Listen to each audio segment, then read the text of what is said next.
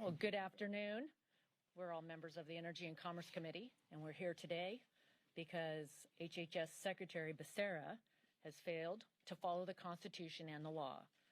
There's been a complete breakdown of accountability at the agency that has lost the trust of the American people, especially during COVID-19.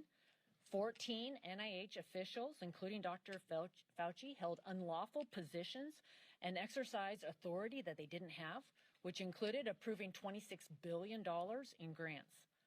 This is unprecedented, and it calls into question the validity of every decision that these officials have made since December 2021 to June 2023, including Dr. Fauci's awarding a new grant to EcoHealth Alliance, But what is even more egregious has been Health and Human Services cover-up.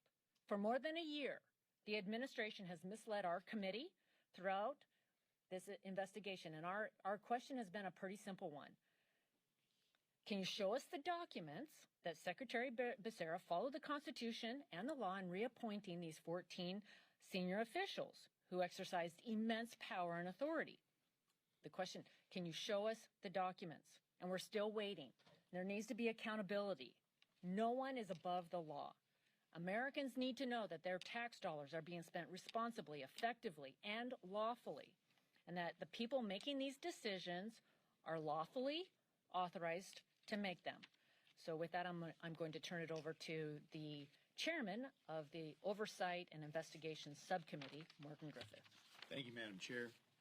And I adopt all the things that Chairwoman Rogers just said. But let me say this. This is very frustrating. It is typical of the Biden administration not to follow the rules, not to pay attention to the law. This law was put in as a good governance section.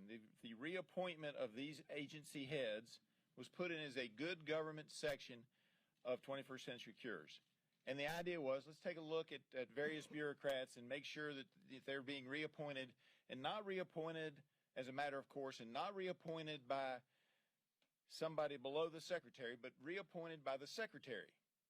And he didn't do it. And we didn't see any evidence of it, so we wrote a letter 16 months ago and said, hey, what's going on? These people don't appear to have been reappointed.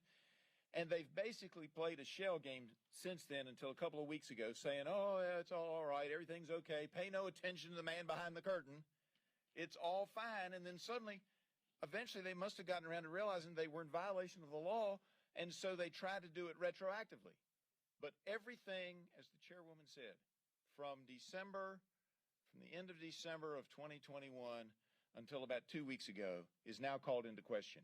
Every programmatic decision, every policy decision, and every grant award has question marks around it now, and I suspect the American taxpayers are going to pay millions of dollars defending lawsuits from various groups and various organizations that think they were either done wrong or they didn't like the policies that came out during that time period, because now it's clear that the administration and Secretary Becerra did not follow the clear meaning, the clear wording of the law. And unfortunately, this administration continues to do that, and it needs to stop. And that's part of why we have Oversight and Investigation Subcommittee, so we can find out what's going wrong and try to get it fixed and try to make sure this doesn't happen again. And that's why getting the word out so that the administration knows this is not the way to run the shop. And we got to get it right.